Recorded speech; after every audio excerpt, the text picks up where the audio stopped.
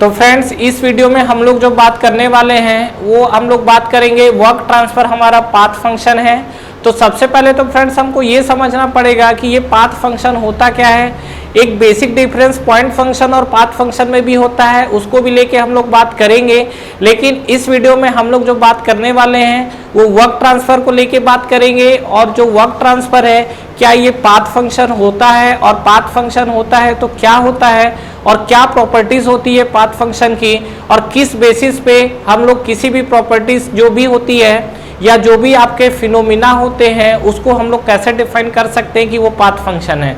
तो आइए इस पे बात करते हैं। तो सबसे पहला देखिए ये पाथ फंक्शन की अगर हम लोग बात करें तो फ्रेंड्स मैंने पिछले वाले वीडियो में आपको क्लोज सिस्टम के लिए वर्क डन हमने कैलकुलेट करके देखा हुआ था। जो क्लोज सिस्टम का वर्क डन होता है वो क्या निकल कर आया था बताइए। जो हमारे पास क्लोज सिस्टम के लिए अगर हम लोग देखें तो वो क्या निकल कर आया हुआ था, क्लोज सिस्टम वर्क डन ये आपका आया हुआ था P इंटू डी आया हुआ था। आपको याद है ये चीज कि जो हमारा वर्क डन आया हुआ था क्लोज सिस्टम के लिए वो क्या निकल कर आया हुआ था, ये आपका आया था P इंटू डी। अब एक चीज ध्यान दीजिए कि ये जो हमारा था एक तो ये क्लोज सिस्टम के लिए एप्लीकेबल था और दूसरा चीज ये किसके लिए एप्लीकेबल था, ये आपका एप्लीकेबल था रिवर्सिबल प्रोसेस या क्वासी-स्टैटिक प्रोसेस के लिए भी ये चीज आपके एप्लीकेबल थे। अब हम लोग इसको समझते हैं। मान लीजिए कि फ्रेंड्स उसमें हमने क्या है एक सिलेंडर पिस्टन जैसे एग्जांपल लिया हुआ था। तो ये मान लीजिए कि सपोज हमारे पास एक सिलेंडर पिस्टन का एग्जांपल है। तो ये मान लीजिए कि सपोज हमारा क्या है, इसको इस तरीके से हम लोग डायग्राम बनाते हैं। ये है आपका, ये मान लीजिए कि हमारे पास सिलेंडर पिस्टन का एग्जाम्पल है और यहाँ पर अगर हम लोग पिस्टन का पोजीशन देखें तो देखिए क्या हो रहा है। ये हमारे पास पिस्टन का पहला पोजीशन है, पोजीशन 1, और ये मान लीजिए हमारे पास पिस्टन डिस्प्लेस होने के बाद पोजीशन 2 की तरफ मूव करेगा। तो फ्रेंड्स इसके अंदर अगर मान लीजिए मैं प्रेशर और वॉल्यूम को लेके बात करना चाहता हूँ कि इस पे हमारा प्रेशर और वॉल्यूम का कैसा वेरिएशन होगा, तो देखिए ये जो हमारा वाई एक्सिस है इस पर मैं प्रेशर ले रहा हूँ, जो हमारा एक्स एक्सिस है इसमें मैं स्पेसिफिक वॉल्यूम ले रहा हूँ। इसके बारे में मैंने फ्रेंड्स गिब्स फिश रूल में बात किया हुआ है कि हमेशा हम लोग पीवी डायग्राम ही क्यों प्लॉट करते हैं, ठीक है। अब आइए इस पर एक बार हम लोग देखते हैं। मान लीजिए यहाँ पर जो आपका फ्लूइड भरा हुआ है तो इस फ्लूइड के कारण यहाँ पर कुछ प्रेशर एक्ट कर रहा होगा और यहाँ पर कुछ वॉल्यूम होगा। तो मान लीजिए कि ये आपका पोजीशन क्या है, ये आपका पोजीशन मान लीजिए स्टेट इसका 1 है। अब आप क्या कर रहे हैं, इसको हीटिंग करेंगे तो पिस्टन अपनी जगह से डिस्प्लेस होगा। तो जब हीटिंग करेंगे तो पिस्टन जब अपनी जगह से डिस्प्लेस हो रहा है तो वॉल्यूम बढ़ रहा है और अंदर का प्रेशर क्या होगा, कम होना स्टार्ट हो जाएगा। तो ये आपका वॉल्यूम बढ़ने के साथ तो मान लीजिए कि ये आपका प्रेशर देखिए यहाँ पर प्रेशर डाउन हुआ और वॉल्यूम बढ़ गया। तो 1 से 2 तक मान लीजिए कि जो आपने हीटिंग किया हुआ है वो आपका प्रोसेस 1 से 2 की तरफ मूव किया कुछ इस तरीके से, ठीक है फ्रेंड्स। मतलब 1 से 2 की तरफ हमारा क्या है, पीवी की तरफ हम लोग डायग्राम है। तो अगर मैं इसको देखिए डायग्राम को, इसी डायग्राम को मैं यहाँ पर ड्रॉ कर रहा हूँ। ये हमारे पास प्रेशर एक्सिस है और ये हमारे पास जो है ये वॉल्यूम एक्सिस है। तो अगर हम लोग यहाँ पर बात करें तो यहाँ पर हमारा ये आपका प्रोसेस स्टेट 1 हो गया और ये स्टेट 1 से क्या हुआ, स्टेट 2 की तरफ ये मूव किया। तो ये आपका जो चल रहा है ये आपका 1 से 2 की तरफ मूव किया हुआ है, ठीक है। अब देखिए हम लोग इस पे बात करते हैं कि ये जो हमारा वर्क डन निकल कर आया हुआ है P इंटू डी ये हमारा रिप्रेजेंट कर रहा है, ठीक है। अब मान लीजिए कि सपोज ये जो मैंने लाइन खींचा हुआ है इसका मान लीजिए मैं एरिया निकालना चाहता हूँ। तो अगर मैं इसका एरिया कैलकुलेट करूँ तो एरिया हम लोग कैसे कैलकुलेट कर सकते हैं। अगर मैं इसमें एरिया कैलकुलेशन की बात करूँ तो एरिया में निकालना चाहता हूँ तो याद करिए हम लोग फिजिक्स में क्या करते थे, एक हमारे पास इंटीग्रेशन मेथड होता है, बहुत ही बेहतरीन मेथड है। क्या, अगर आपको किसी भी चीज़ का एरिया निकालना है तो आप उस पर एक स्ट्रिप लीजिए, उस स्ट्रिप का इक्वेशन निकालिए और उसको फिर फाइनली इनिशियल से फाइनल तक इंटीग्रेट कर दीजिए। बिल्कुल वही काम करने वाले हैं हम लोग यहाँ पर। मान लीजिए कि सपोज यहाँ पर हम लोग एक क्या करते हैं, एक स्ट्रिप कंसीडर करते हैं। तो यहाँ पर फ्रेंड्स मान लीजिए हमने एक स्ट्रिप कंसीडर किया हुआ है, ठीक है। ये जो हमने स्ट्रिप को कंसीडर किया और ये जो हमारा स्ट्रिप है ये है। इसको थोड़ा सा हम लोग यहाँ जूम करके बना लेते हैं। तो ये हमारे पास जो स्ट्रिप है फ्रेंड्स, ये वाला हमारे पास है स्ट्रिप जो बना हुआ है, ठीक है। अब मैं क्या करता हूँ, इसका एरिया निकाल लेता हूँ। एरिया अगर मैं निकालना चाहता हूँ तो देखिए क्या होगा, ये आपका वॉल्यूम एक्सिस है तो ये जो आपका डिफरेंस है ये आपको क्या मिलेगा, डीबी मिलेगा। और ये वाला जो पॉइंट है इस पॉइंट पे आपको जो प्रेशर मिलेगा वो कितना मिलेगा, P मिलेगा।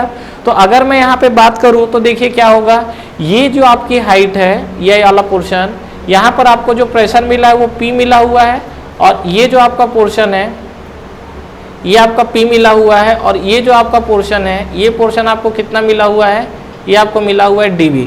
तो अगर मैं यहाँ पे बात करूँ कि एरिया ऑफ दिस स्ट्रिप कितना मिला हुआ है मुझे, अगर मैं यहाँ पे बात करता हूँ क्या, एरिया ऑफ स्ट्रिप, तो एरिया ऑफ द स्ट्रिप आपको कितना मिला हुआ है, ये आपको मिला हुआ है P इंटू dV, यही मिला है। ये जो आपको एरिया ऑफ द स्ट्रिप मिला हुआ है, यहाँ पर लिखते हैं थोड़ा सा इसको लेफ्ट साइड में, ये आपको मिला है एरिया ऑफ द स्ट्रिप, ठीक है। तो एरिया ऑफ द स्ट्रिप आपको कितना मिला हुआ है, ये आपको मिला हुआ है P इंटू dV, ये आपको स्ट्रिप का है। अब आपको क्या करना है, पूरा ये कर्व का एरिया निकालना है, तो इसको हम लोग क्या कर देते हैं, 1 से 2 तक टोटली इसको इंटीग्रेट कर देते हैं। तो एरिया ऑफ द स्ट्रिप आपका निकल गया P इंटू dV। तो अगर आप एरिया ऑफ द कर्व निकालना चाहते हैं, यहाँ पे अगर हम लोग बात करें एरिया ऑफ द कर्व, ठीक है, तो अगर मैं एरिया ऑफ द कर्व की बात करूं तो इसके लिए हम लोग क्या हो सकता है, ये हमारा हो जाएगा P इंटू dV फॉर 1 से 2 तक, यही होगा आपका। मतलब अगर आप देखिए तो एरिया ऑफ द स्ट्रिप आप P dV है, और एरिया ऑफ द कर्व आपका 1 से 2 तक आया हुआ है। तो ये मान लीजिए कि सपोज ये जो हमने निकाला हुआ था इसको मान लीजिए हम लोग इक्वेशन 1 दे देते हैं, और एरिया ऑफ द कर्व जो है इसको हम लोग इक्वेशन 2 दे देते हैं। तो यहाँ से कुछ देखिए, कुछ क्या कंक्लूजन आ रहा है क्या, फ्रॉम इक्वेशन 1 एंड 2। तो इक्वेशन 1 एंड 2 से अगर हम लोग बात करेंगे तो आपको क्या चीज़ें दिख रही है, 1 एंड 2 से अगर हम लोग देखें तो आपको क्या दिख रहा है, ये आप देखेंगे तो राइट हैंड साइड दोनों का बराबर आ रहा है। मतलब एरिया ऑफ द कर्व आपका क्या शो कर रहा है, वर्क डन के बराबर। तो एरिया ऑफ द कर्व आपका किसके बीच में है, पीवी डायग्राम के बीच में है। तो फाइनली मैं ऐसा लिख सकता हूं क्या, area of the curve on PV diagram, area of the curve on PV diagram is equal to किसके बराबर हो रहा है, वर्क डन, ठीक है। तो ये आपको जो वर्क डन मिल रहा है तो ये हमारा किसको मिला हुआ है, ये आपको मिला हुआ है वर्क डन, ध्यान रखिएगा। तो area of the curve on PV diagram जो आपको मिला हुआ है ये आपको किसके बीच में, किसके इक्वल हो रहा है, ये आपको मिल रहा है वर्क डन के बराबर, ध्यान रखिएगा। और ये फ्रेंड्स आपका बहुत इंपॉर्टेंट कंक्लूजन है जो आपका निकल कर आया हुआ है। लेकिन इसके साथ बाउंडेशन क्या है, पहला चीज ये जो आपका एप्लीकेबल होगा, किसके लिए एप्लीकेबल होगा, पहला चीज ये आपका जो प्रोसेस होना चाहिए वो रिवर्सिबल या क्वासी स्टैटिक होना चाहिए, ध्यान रखिएगा, रिवर्सिबल या क्वासी स्टैटिक प्रोसेस होना चाहिए, तभी ये चीज एप्लीकेबल होगा। दूसरा चीज ये जो आपको वर्क डन दिख रहा है डिपेंड करता है P इंटू dV। देखिए अगर मान लीजिए ये जो हमारा कर्व है, ठीक है, थोड़ा सा इस पे बात कर लेते हैं, और थोड़ा सा मैं और अंदर डेप्थ में जा रहा हूँ फ्रेंड्स, एग्जाम्स में क्वेश्चंस फ्रेम होते हैं। ये जो देखिए मैंने आपको कर्व लिया हुआ है, तो ये कर्व का जो रिप्रेजेंटेशन है, ये जो हमारे पास कर्व है, ये प्रेशर और ये आपका वॉल्यूम, और ये जो हमारे पास कर्व है इसका जो रिप्रेजेंटेशन है फ्रेंड्स वो दो तरीके से हो सकता है। या तो आप इसको वर्टिकल हॉरिजॉन्टल एक्सिस पे प्लॉट कर सकते हो, दूसरा ऑप्शन आपके पास ये है कि ये जो आपके पास कर्व है ये आप वर्टिकल एक्सिस पे भी तो प्लॉट कर सकते हैं। लेकिन यहाँ पर कौन से एक्सिस पे प्लॉट करना है, हमें क्या चाहिए, ये dv वाला टर्म्स चाहिए, ठीक है। P इंटू dv चल रहा है, देखिए यहाँ पे dv चल रहा है, dv आपको x एक्सिस पे मिलेगा कि y एक्सिस पे मिलेगा, dv आपको x एक्सिस पे मिलेगा मतलब वॉल्यूम के बराबर। तो कुल मिला के ध्यान रखिएगा कि ये जो आपका area of the curve on PV diagram equal to work done मिल रहा है। और अगर मैं क्लोज सिस्टम के लिए बात करूं तो वो आपको क्या है, हॉरिजॉन्टल एक्सिस पे प्लॉट करना पड़ेगा। मतलब यहां पर मैं बात कर सकता हूं क्या, close system work done, close system work done is equal to, ठीक है, किसके बराबर होगा, area of the curve PV diagram on horizontal axis. मतलब ये आपको लिख सकते हैं क्या, area on the area of the curve, area of the curve, ठीक है, किस पे, पीवी डायग्राम पर, ठीक है, कहाँ पर, ऑन हॉरिजॉन्टल एक्सिस। ध्यान रखिएगा ये जो आपका प्लॉट है ये हॉरिजॉन्टल एक्सिस पे, ये हो सकता है अभी आपको चीज़ें छोटी लग रही हो, लेकिन जैसे ही हम लोग आगे बढ़ेंगे पावर प्लांट और आरएसी में तो फिर वहां पर क्या है, गोल गोल होना स्टार्ट हो जाता है।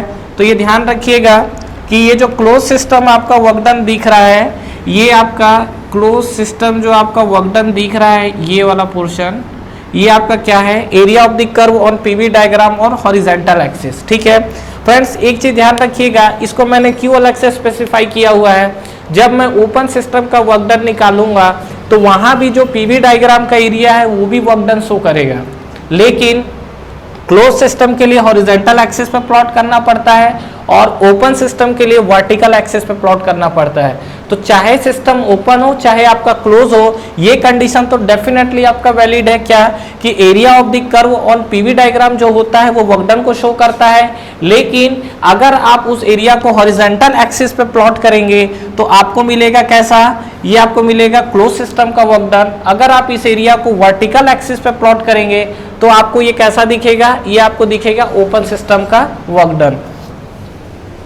तो फ्रेंड्स इस चीज को ध्यान रखिएगा जिसके बारे में हम लोग बात किए हैं। तो अभी हम लोग फ्रेंड्स बात कर रहे थे एरिया के बारे में। तो पहला चीज तो यहाँ से एक मोस्ट इंपॉर्टेंट कंक्लूजन जो निकल कर आया हुआ है वो हमको क्या दिख रहा है कि किसी भी पीवी डायग्राम का जो एरिया है वो आपको क्या शो करता है, वर्क डन शो करता है।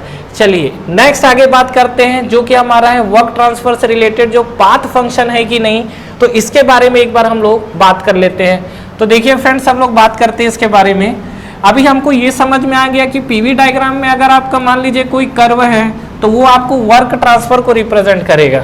ठीक है, तो देखिए इसमें अगर हम लोग बात करें तो मान लीजिए कि सपोज ये हमारे पास पीवी डायग्राम है, प्रेशर, वॉल्यूम, स्पेसिफिक वॉल्यूम रखिए, और ये आपका मान लीजिए स्टेट 1 है और ये आपका स्टेट 2 है। तो हमारा क्या है, मान लीजिए कोई प्रोसेस चल रहा है और प्रोसेस आपका क्या है, स्टेट 1 से स्टेट 2 की तरफ मूव करेगा। तो मान लीजिए कि सपोज इसको अगर प्रोसेस को 1 से 2 की तरफ जाना है तो मान लीजिए कि इसको जाने का एक रास्ता, तो मान लीजिए कि आपको ये मिल गया, पाथ ए फॉलो किया। हो सकता है 1 से 2 तक ये बोले क्या कि मैं 1 से 2 तक इस पाथ पे नहीं जाऊंगा, मैं 1 से 2 तक इस पाथ से जाऊंगा। तो ये हो गया पाथ आपका बी। और मान लीजिए आपका कोई और मित्र आया और वो बोला कि मैं इसको और दूसरे पाथ से ले जाऊंगा, तो वो आपका क्या बन जाएगा, पाथ सी बन जाएगा। तो अगर आप यहाँ पर अगर आप देखें तो ये बताइए कि कोई अगर मुझसे ये पूछे कि भैया जो मेरा वर्क डन है कहाँ से कहाँ, 1A2 जो पाथ है, तो इस पाथ को ऐसा लिखा जाता है 1A2। ठीक है, इसका मुझे बताए वर्क कितना होगा। तो उस वर्क को हम लोग कैलकुलेट करने के लिए क्या करेंगे, उसको हम लोग क्या है 1 से 2 तक को नीचे हम लोग इसको क्या है हॉरिजॉन्टल एक्सिस पे प्लॉट करेंगे। तो ये हमने हॉरिजॉन्टल एक्सिस पे प्लॉट किया और मैंने कहा कि हाँ 1 से 2 तक का हमारा ये एरिया होगा। ठीक है, तो बात करते हैं। ठीक है, दूसरा चीज, अगर कोई मुझसे ये पूछे कि जो मेरा वर्क ट्रांसफर है, ये वर्क ट्रांसफर मेरा 1B2 के लिए कितना होगा, 1B2, इसके लिए अगर हम लोग बात करें तो आपको क्या मिलेगा, तो इसके लिए आपको 1B2 के लिए बोलेगा तो ये आपका क्या हो जाएगा, 1 से 2 तक हम लोग जा रहे हैं तो ये वाला पोर्शन आपको पूरा का पूरा कवर होगा। ठीक है, तो ये बताइए कि हम कह रहा जो पीवी डायग्राम के बीच का एरिया वर्क डन शो करता है, तो 1A2 का एरिया कुछ कम कवर हुआ है, 1B2 का एरिया ज़्यादा कवर हुआ है। मतलब 1A2 के साथ जो आपका वर्क डन हुआ है ये आपका वर्क डन कम हुआ है और 1B2 के साथ वर्क डन ज़्यादा हुआ है। मतलब कुल मिला के ये आपका वर्क डन इक्वल नहीं है। ठीक है, अब देखिए क्या कंक्लूजन निकल कर आ रहा है। अगर ये दोनों प्रोसेस के लिए देखें, मतलब इस दोनों पाथ के लिए देखें ए और बी के लिए, तो दोनों के लिए आपका इनिशियल और फाइनल पॉइंट तो आपको सेम मिला हुआ है, इनिशियल और फाइनल पॉइंट आपका सेम है, लेकिन पाथ अलग होने के कारण क्या हुआ है, वर्क ट्रांसफर अलग हो गया है। अब एक चीज बताइए, जैसे हम लोग बात किए थे कुछ प्रॉपर्टीज के बारे में। ठीक है, प्रॉपर्टीज के बारे में अगर आपको याद हो तो मैंने पहले की वीडियो में भी बात किया हुआ है।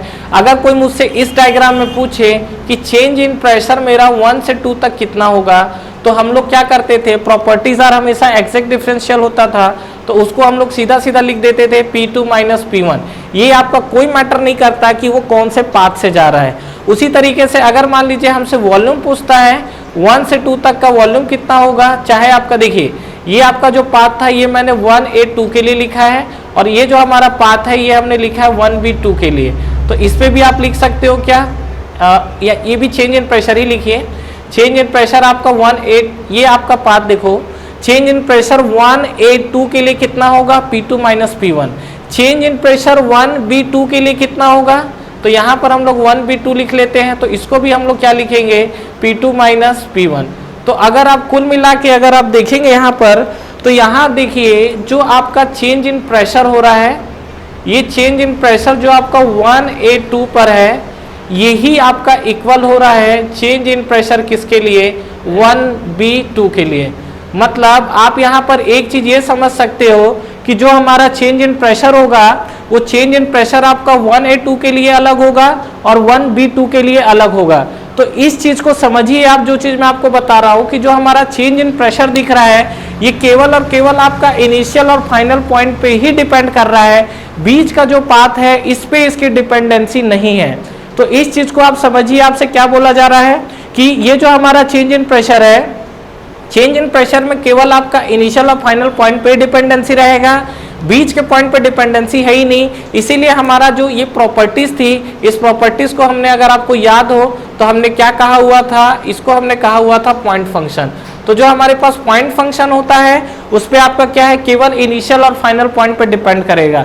लेकिन अगर आप इस कंडीशन के लिए बात करोगे तो यहाँ पर आपका जैसे जैसे पाथ चेंज हो रहा है वैसे वैसे आपका वर्क डन चेंज हो रहा है। तो कुल मिला के अगर मैं यहाँ पर एक कंक्लूजन देखना चाहूँ, तो यहाँ पर अगर आप यहाँ से अगर आप कंक्लूजन देखना चाहे तो क्या होगा, ये जो आपका वर्क ट्रांसफर है, ये वर्क ट्रांसफर आपका क्या निकल कर आ रहा है, इट डिपेंड्स ऑन पाथ। मतलब ये जो आपका है क्या है, डिपेंड्स ऑन पाथ पे डिपेंड कर रहा है।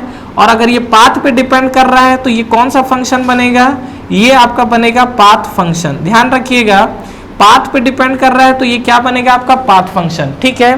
दूसरा चीज, कोई भी क्वांटिटी अगर पाथ फंक्शन होती है तो इस चीज को बिल्कुल गांठ बांध लीजिए कि अगर कोई भी क्वांटिटी अगर आपकी पाथ फंक्शन होता है तो पाथ फंक्शन का मतलब सीधा सीधा वो क्वांटिटी क्या है, आपका इन एग्जैक्ट डिफरेंशियल होती है।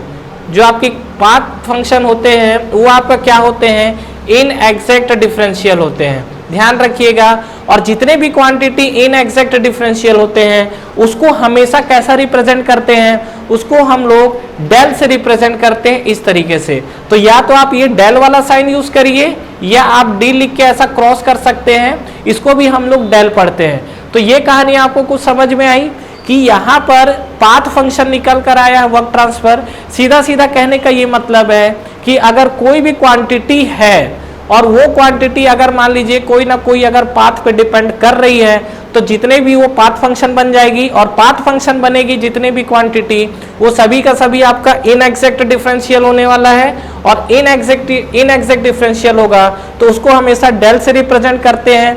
तो आज के बाद कभी भी ध्यान रखिएगा एक चीज, क्या कि हमेशा मैं वर्क डन के सामने इस तरीके का डेल डब्ल्यू यूज करने वाला हूं या डी लिख के ऐसा क्रॉस करूंगा और डब्ल्यू लिखूंगा।